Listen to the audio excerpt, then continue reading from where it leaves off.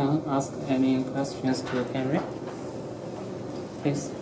What differentiates the Giga Device products from more of the top player companies that are also developing kind of the same technologies? So, for example, if we are talking about the flash, so we focus on the NOR flash. In NOR flash, there are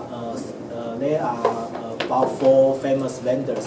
One is Micron, USA based, Cypress, USA based. So they focus on the high-end market like automotive, server, and we started from the consumer electronics, so it's a low-end, small density. But right now we are about to have a crossover point because Micron and the Spansion, actually they are judged by the Wall Street very much. So they require certain gross margin. So if this product go below certain gross margin, they cannot sell this product anymore. But the criteria is more relaxed in China. So relying on our operation capability, we are able to make money from this I would say legacy technology and the legacy product line, and our market share continue increasing in the past 10 years. Yeah. So basically, I think operation and the gross margin requirements are the main difference between the I would say the Asian player and the international player. Please. There is some research going on making computation close to the memory bit cells. And recently Micron acquired a AI startup. So where do you see like this field going on from an industrial point of view? You mean like a computing in memory stuff? The trend?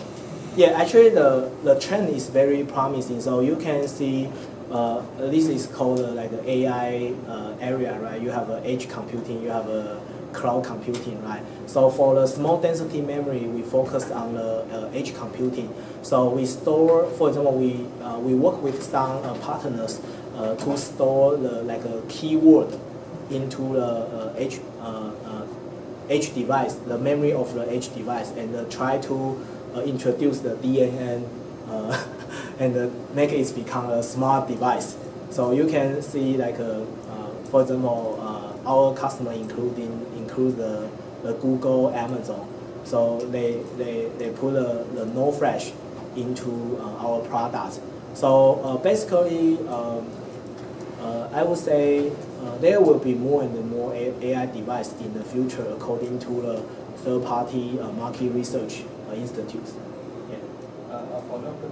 So instead of memory just remaining a storage unit, do you see it changing to a computation unit in future?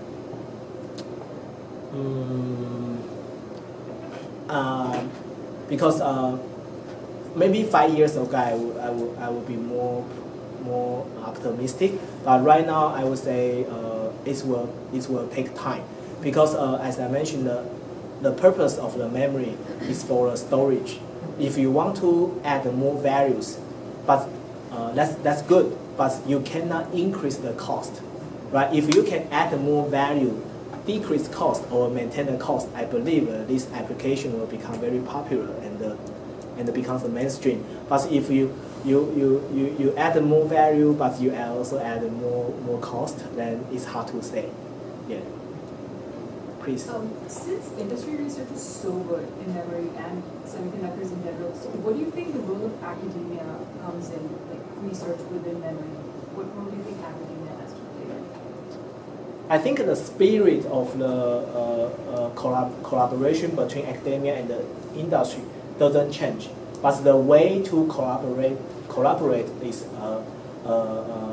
changing. For example, probably 20 years ago, you do a lot of experiment in the academia lab, like your clean room, but right now it doesn't bring too much value to the industry.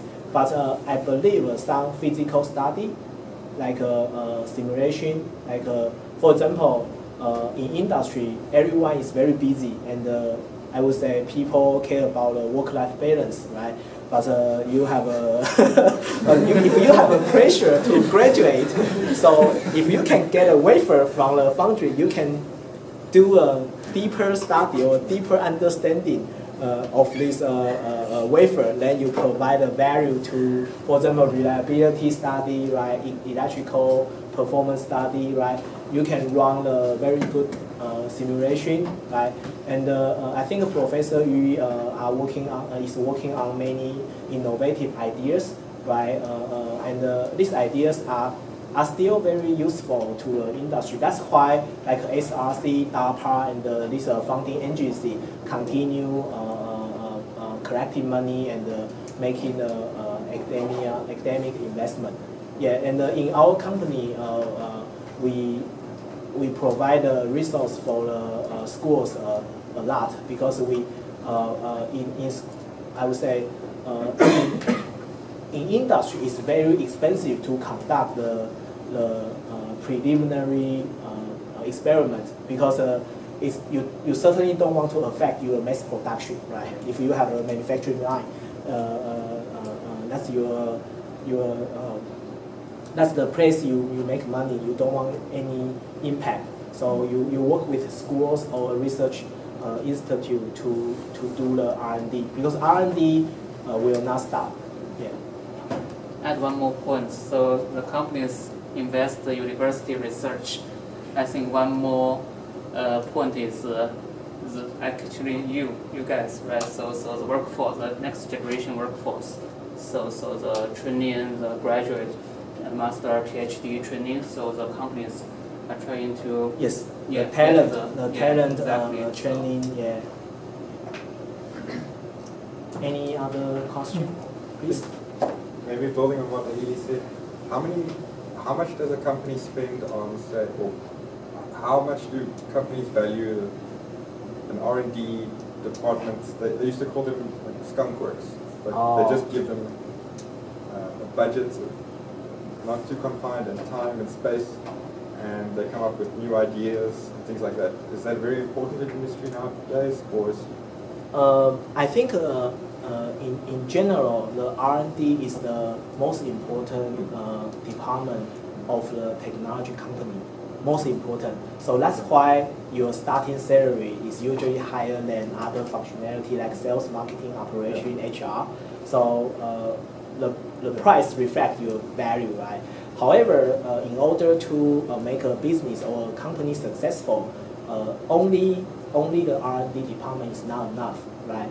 I think on the other hand, the sales and the marketing team are also important because when the R&D team make good product, you need someone to help you promote the product in the market and study the market dynamics and study how to compete with your competitors. So I believe it's very balanced. If I think one businessman, the founder of the Acer, Acer is a company from Taiwan.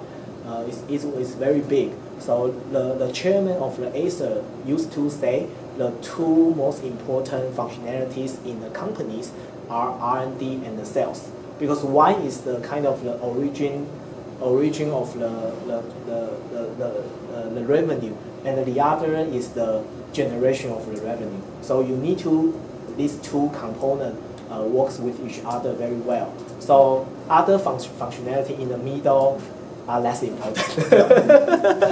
So if you have an engineering capability, usually people will try to start from the R&D. Is the most difficult, has the highest barrier to enter, and over the time, following your interest or your work-life balance requirement, you may try to transfer yourself to other functionality like marketing, like some people go to operation, yeah, and go to the partnership management, yeah. Yeah. Like me, I think the R&D is too tough for me, so yes.